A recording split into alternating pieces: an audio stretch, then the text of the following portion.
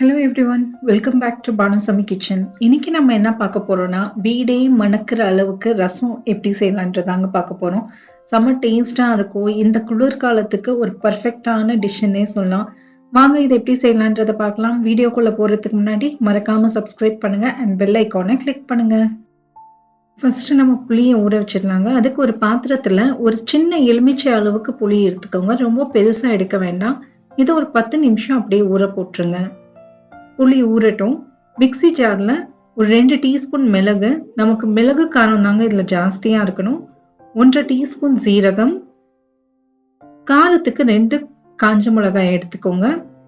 1 teaspoon தனியா, ஒரு 6ல இருந்து 7 பல் பூண்டை சேர்த்துட்டு நல்லா இதெல்லாமே பவுடரா அரைச்சி எடுத்துட்டு வந்துருங்க. பாருங்க, இந்த அளவுக்கு அது பவுடரா இருக்கணும். தண்ணியை ஊத்தி அரைக்காதீங்க. இதை ஒரு பக்கமா எடுத்து வச்சிருங்க. நான் புளிக்கு ஊற வச்சேன் பாத்தீங்களா, அதை நல்லா கரைச்சி எடுத்துட்டு இதுல ஒரு மீடியம் சைஸ் இந்த அளவுக்கு தக்காளியை நல்லா பழுத்த தக்காளியா எடுத்துக்கோங்க.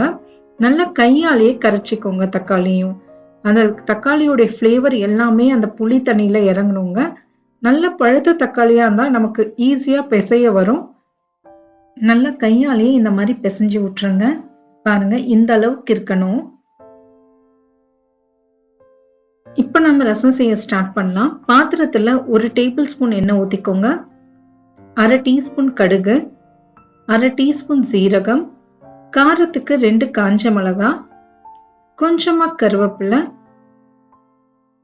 நம்ம அரைச்சு வச்ச மசாலாவையும் சேர்த்துட்டு ஒரு 30 செகண்ட் மட்டும் லோ ஃப்ளேம்லயே வதக்கிக்கோங்க. நீங்க ஹை ஃப்ளேம்ல வச்சீங்கன்னா மசாலா பொருட்கள்லாம் கருகிடும். லோ ஃப்ளேம்ல ஜஸ்ட் ஒரு 30 செகண்ட்க்கு மட்டும் வதக்கிக்கோங்க. இப்ப நாம இதுல மஞ்சத்தூள் சேர்க்கலாம். ஒரு 1/4 டீஸ்பூன் மஞ்சள் பொடி சேர்த்துக்கோங்க. நம்ம கரைச்சு வச்ச புளி தண்ணியும் சேர்த்துட்டு நல்லா கலந்து விட்டுருங்க. இப்போ நாம இதுல நம்ம ரசத்துக்கு தேவையான அளவுக்கு தண்ணி சேர்த்துக்கலாம். ஒரு கப்ல இருந்து 2 கப் அளவுக்கு தண்ணியை சேர்த்துக்கோங்க. ரொம்ப தண்ணியாவும் வச்சிடாதீங்க. ஒரு 2 கப் 2.5 கப் போதுமானதா இருக்கும். இப்ப நாம இதுக்கு தேவையான அளவுக்கு உப்பையும் சேர்த்துக்கலாம். சேர்த்துட்டு இதை நல்லா கலந்து விட்டுருங்க. இது கூடவே பெருங்காய பொடியும் சேர்த்துக்கலாம். நான் இங்க பெருங்காயத்தூள் சேர்க்கிறேன், அதனால நான் கடைசியா சேர்த்திருக்கேன்.